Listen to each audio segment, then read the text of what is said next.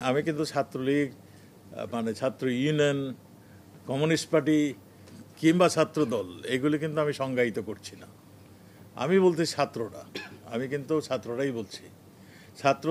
ছাত্ররা হয়তো মানে এক দল পক্ষে রয়েছে, আরেক দল বিপক্ষে রয়েছে, হতে পারে এগুলো আমরা কিন্তু ইউনিভার্সিটি কিংবা কলেজের ভিতরে যে আমাদের পুলিশ বাহিনী কোনোখানে, আমাদের শুধু পুলিশ না, কোনো শান্তিরক্ষা বাহিনী কোনো জায়গায় ভিতরে প্রবেশ করছেন না।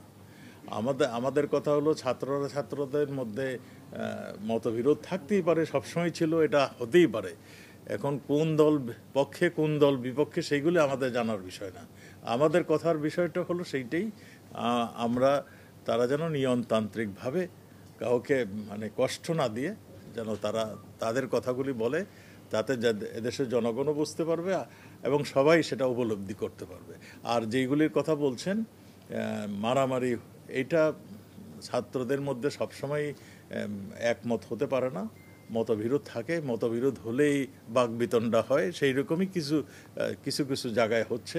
আমরা জাহাঙ্গীর ইউনিভার্সিটিতে দেখেছি, আমরা ঢাকা ইউনিভার্সিটিতে দেখেছি, ঢিল ছোড়াছুড়ি আমরা দেখেছি, আমরা এগুলি সবই দেখেছি। তবুও আমরা আমাদের নিরাপত্তা বাহিনী আমরা এখনও তাদেরকে বলেছি যে যেই পর্যন্ত মানে প্রয়োজন না হয় সেই পর্যন্ত যেন তারা এই ছাত্রদের ইসের মধ্যে না প্রবেশ করে। ভেঙে পড়েছে এইতে আমি একমত নই। আইন শৃঙ্খলা সঠিকভাবেই আছে, আপনিও চলছেন, আমিও চলছি, সবাই চলছে, সব কিছুই হচ্ছে। জায়গায় যারা এরা বিক্ষিপ্তভাবে কিছু করার জন্য মানে এরা ভুল করছে, আমি সবসময় বলি এরা ভুল করছে, এরা ভুল ভ্রান্তি যারা করছে। এয়ারপোর্টে যারা গিয়েছিল ওদের ভিসি, ওই ইউনিভার্সিটির ভিসি এসে তাদেরকে সরিয়ে নিয়ে গিয়েছে। তাদেরকে ভিসি মহোদয় তাদেরকে বোঝাতে সক্ষম হয়েছে যে এগুলি ভুল হচ্ছে, তোমরা চলে আসো। তারা চলে গিয়েছে এবং যেখানে ছাত্ররা বসছিল সেই ভিসি কিংবা স্কুলের যারা কর্তৃপক্ষ কিংবা কলেজের কর্তৃপক্ষ তারা ব্যবস্থা নিচ্ছে তারা যেন সরে যায়। আমরা মনে করি তারা সরে যাবে। আমি যেটা বলছি আগেই, তাদের যদি কিছু বলার থাকে তাহলে তারা কোর্টে এসে বলবে, কিংবা তারা এসে বলতে পারে যে আমরা এই জায়গায় এই দাবি, আমাদের এই রাস্তা অবরোধ করে দাবি আদায় করা, এইটা সঠিক পন্থা নয়। যে ঘোলা পানিতে অনেকেই মাছ শিকার করতে খুব পারদর্শী, তারা লেগে গিয়েছে এদেরকে মোটিভেট করার জন্য, সেটাও তিনি বলেছেন স্পষ্টতর।